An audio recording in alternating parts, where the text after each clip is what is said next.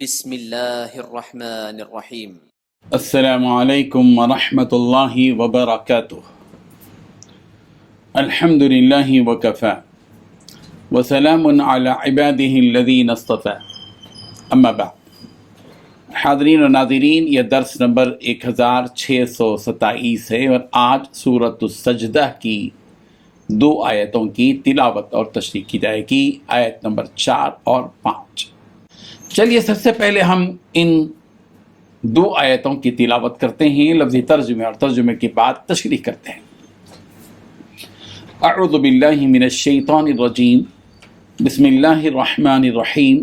اللہ الذی خلق السماوات والارض وما بینہما فی 6 ایام ثم استوى على العرش ما لکم من دونہ من ولی ولا شفیع افلا تتذکرون يدبر الأمر من السماء إلى الأرض ثم يعرج إليه في يوم كان مقداره 1000 سنة مما تعدون۔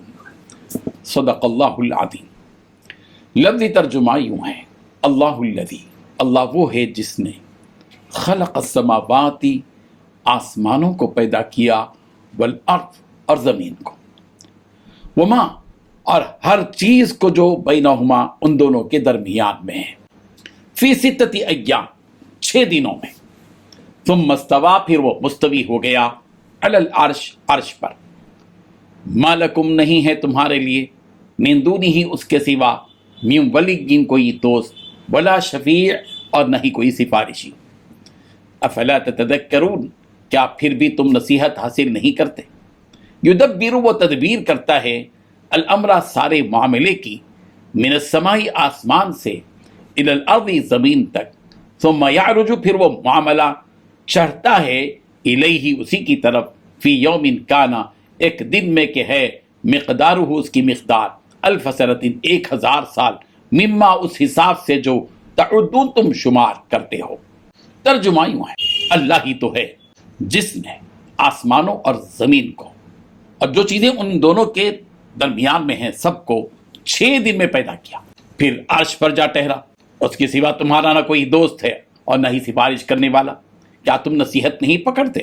وہی آسمان سے زمین تک کے ہر کام کا انتظام کرتا ہے، پھر وہ ایک روز جس کی مقدار تمہارے شمار کے مطابق 1000 برس ہوگا، اس کی طرف رجوع کرے گا۔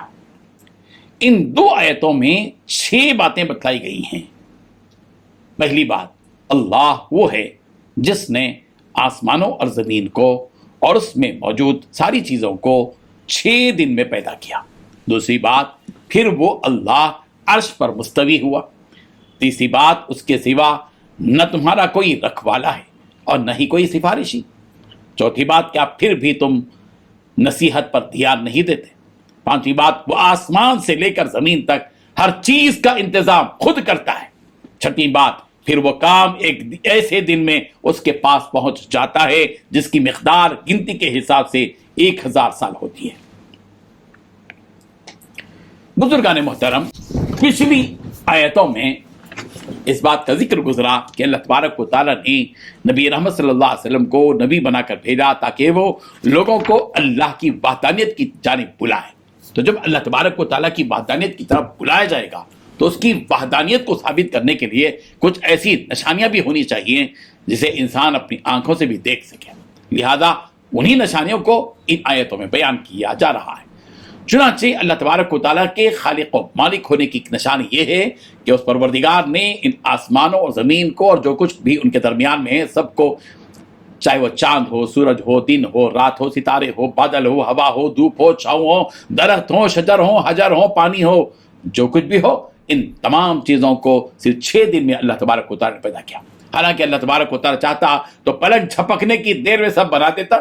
وما امرنا الا واحدۃ کلمح بالبصر، سورۃ القمر آیت نمبر 50، کہ ہمارا حکم تو بس ایک ہی مرتبہ آنکھ جھپکنے کی دیر میں پورا ہو جاتا ہے، مگر اس نے ایسا نہیں کیا تاکہ وہ انسانوں کو بتائے کہ ہر کام ترتیب سے کیا جانا چاہیے۔